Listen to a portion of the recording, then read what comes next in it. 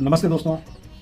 पिछली बार जब मैंने इस पैसो हेल्थ रियल हेल्थ चैनल पे अपना वीडियो पोस्ट किया था तो आपसे कहा था कि हमारा जो जीवन है अगर ये इन 5 पिलर्स पर ना टिके तो शायद ये क्वालिटी जीवन नहीं होगा, क्योंकि अगर हेल्थ है तो वेल्थ है, और अगर रियल हेल्थ है तो रियल वेल्थ है। और ये जो रियल वेल्थ है ये है फिजिकल, इमोशनल, सोशल, स्पिरिचुअल और ऑक्यूपेशनल।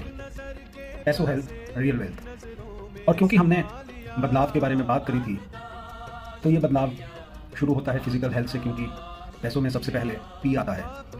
दोस्तों, अगर हम लोग बात करें इस पी की या फिर फिजिकल हेल्थ की, ये इन 5 पिलर्स में एक है फर्स्ट। और मैं अपने एक्सपीरियंसेस ही आपको सब कुछ हमेशा बताऊंगा। 2014-15 तक मैं फिजिकली एक्टिव तो था, लेकिन भीतर से मैं इनएक्टिव था।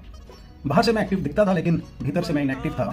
और भीतर का मतलब ये है कि जब परिस्थिति आती थी तो मेरे मन की स्थिति डामाडोल हो जाती थी, मैं एंग्जाइटी का शिकार हो जाता था, और वो एंग्जाइटी कहीं ना कहीं मेरे बिहेवियर में नेगेटिव थिंकिंग लेके आती थी।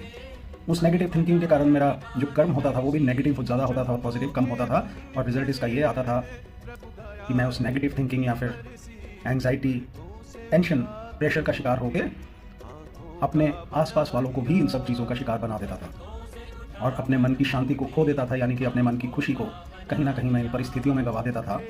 और उसका नतीजा ये हुआ कि जब मेरे 2014-15 में कुछ हेल्थ के पैरामीटर्स गड़बड़ आए, तब मुझे इस बात की जानकारी हुई कि अब मुझे जो आगे का जीवन जीना है, वो अगर क्वालिटी जीवन जीना है तो मुझे कहीं ना कहीं उस शक्ति का सहारा लेना पड़ेगा जिस शक्ति को मैं ढूंढता था। और फिर मेरी तलाश तेज़ हुई, और तेज़ होने के बाद उस कॉस्मिक एनर्जी को, उस परम शक्ति को मैंने अपने जीवन का हिस्सा बना लिया। और 2016 में मेरे जीवन में बदलाव आना शुरू हो गया। दोस्तों, ये शख्स जो पहले टेंशन में, प्रेशर में, एंग्जाइटी में अपना जीवन बिता रहा था, वो शख्स अब रिलैक्स होना शुरू हो गया। और इस रिलैक्सेशन का नतीजा ये हुआ कि मेरी जो ओवर थिंकिंग थी वो कम होती चली गई, क्योंकि अब मैंने मेडिटेशन अपना ली थी, राजयोग अपना लिया था। राजयोग ने मेरे जीवन में वो बदलाव लाया जो मुझे कम और मेरे आसपास लोगों को, मेरे देखने वालों को ज़्यादा महसूस होता था। अब मैं वो शख्स नहीं था जो नेगेटिव थिंकर था, मैं वो शख्स नहीं था जो एंग्जाइटी में अपना जीवन जीता था। अब ये शख्स बदलाव के रास्ते पर अपना कदम रख चुका था। और फिर वक्त आया 2018 का, और कहते हैं कि अपने जीवन में आप जिस डायरेक्शन में आगे बढ़ना चाहते हैं, अगर आप उसको अपना सबसे पावरफुल थॉट बना लेते हैं तो आप उस चीज़ को मैनिफेस्ट करना शुरू कर देते हैं। हमने सबने लॉ ऑफ अट्रैक्शन के वीडियोस देखे हैं, और ये वीडियोस सिर्फ सुनने के लिए या देखने के लिए नहीं हैं, इन्हें अपने जीवन में उतारना है और प्रैक्टिस करनी है। अब क्योंकि मैं उस स्पिरिचुअल एनर्जी के साथ जुड़ चुका था, मुझे स्पिरिचुअलिटी के ज़रिए अपने मन को शांत रखना भी आ गया था, ओवर थिंकिंग मेरी ज़िंदगी से ख़त्म हो चुकी हुई थी, तो मैं जो भी सोचता वो कहीं ना कहीं मेरे भीतर उतर जाता और मेरे सबकॉन्शियस या फिर अवचेतन मन में उतर जाता। और अवचेतन मन ही हमारी ज़िंदगी या फिर हमारे भाग्य का सितारा है। दोस्तों, मैं जिस डायरेक्शन में आगे हेल्थ की बढ़ना चाहता था, उस मकसद को या फिर उस जीवन को जीने के लिए मुझे वैसे ही लोगों का सहारा मिलता गया। और 2018 में मैंने अपनी ज़िंदगी की पहली हाफ मैराथन कर ली। वो शख्स जो 5 किलोमीटर दौड़ता था तो अपने आप को थका हुआ, हरा हुआ महसूस करता था, वो शख्स अब एनर्जेटिक हो चुका था। और उन दोस्तों के सहारे, उन गाइड्स के सहारे जिन्होंने मेरी लाइफ में बदलाव लाया, अब मैं उनका हाथ पकड़कर दौड़ना सीख चुका था। और मैंने पहली हाफ मैराथन अपने जीवन की थी आनंदपुर साहब में 2018 में, जहां पर वो फौजा सिंह जी जो वर्ल्ड के ओल्डेस्ट मैराथनर हैं लंदन में, उनकी प्रेजेंस में मैंने पहली हाफ मैराथन शुरू की थी आनंदपुर साहब पंजाब में। और फिर दोस्तों, मेरा जीवन परिवर्तन की राह पर चलता गया और मैं आगे बढ़ता चला गया। जैसे जैसे मैं आगे बढ़ रहा था, मुझे नहीं पता था कि मेरे अंदर वो एनर्जी, पॉजिटिव एनर्जी कहाँ से आती है। शायद ये स्पिरिचुअलिटी का या फिर उस परम शक्ति का कमाल था जिसको हम शिव कहते हैं। मुझे शिव का असली रूप और स्वरूप समझ में आ गया था और मैं उस शिव की शक्ति बनने लग गया था। और वो शक्ति इस्तेमाल करके मैं एनर्जेटिक होने लग गया था और मेरे लाइफ में एजिंग का रिवर्स गियर भी लगना शुरू हो गया था। जहां मैं 2016 तक अपनी एज से 10 साल ज़्यादा दिखता था, अब मैं धीरे धीरे अपनी एज से कम दिखने लग गया था दोस्तों। और फिर एक के बाद दूसरी, दूसरी के बाद तीसरी मैं मैराथॉन्स दौड़ता चला गया। और फिर मैंने खुद ही नहीं बल्कि अपने आसपास बहुत लोगों को मैंने इस हेल्थ के रास्ते पर चलने के लिए प्रोत्साहित किया। और 2018 की जम्मू हाफ मैराथन में मैं अपनी टीम के जितने भी सदस्य थे उन सबको लेकर मैं जम्मू हाफ मैराथन में गया।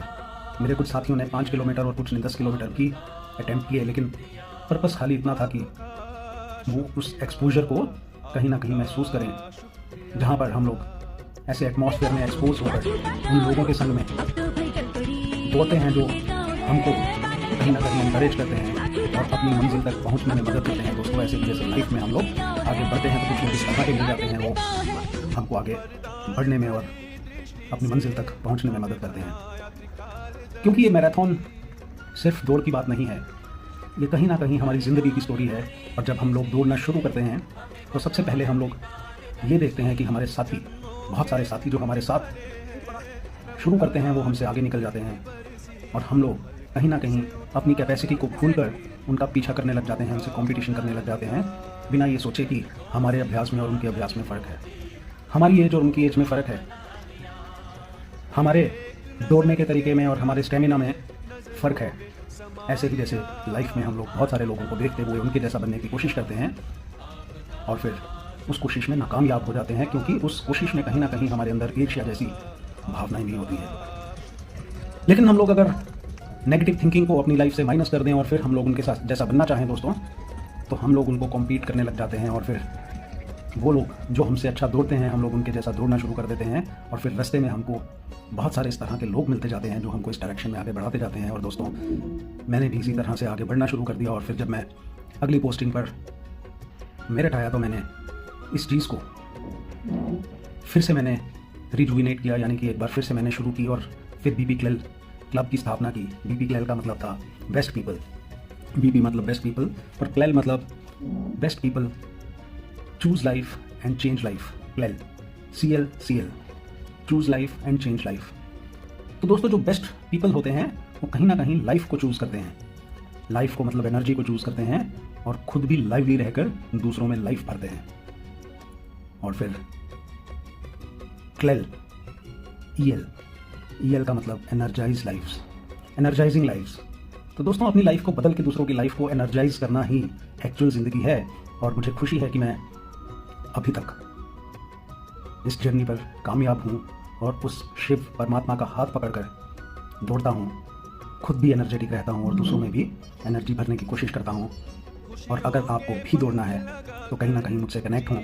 मैं आपको गारंटी देता हूँ कि मैं आपको 5 से 10 और फिर 10 से हाफ मैराथन करवाऊँगा। फ़र्क बस इतना है कि वो जो चाहत है वो आपको दिखानी पड़ेगी, मैं तो खाली गाइड करूँगा। मैं तो आपको कुएं तक लेके जाऊँगा, पानी आपको खुद पीना पड़ेगा दोस्तों। इसके साथ ही नमस्ते, ओम शांति। अपने जीवन में हमेशा पॉजिटिव थिंकिंग को अपनाएं, खुश रहकर खुशियाँ बांटें, खुश रहकर खुशियाँ बांटें। और हम जब भी किसी को सोशल मीडिया पे देखें तो कहीं ना कहीं उनके जैसा बनने का प्रयास करें, विदाउट नेगेटिव इमोशंस, बिना जेलसी जैसी भावनाओं को अपने साथ उतारे हुए। तो दोस्तों, अगर हम लोग किसी को देखकर किसी की तरह बनेंगे तो शायद ये बदलाव की पहली सीढ़ी होगी, तभी भारत हमारा समृद्ध बनेगा। और thank you very much. Om Shanti, all the best.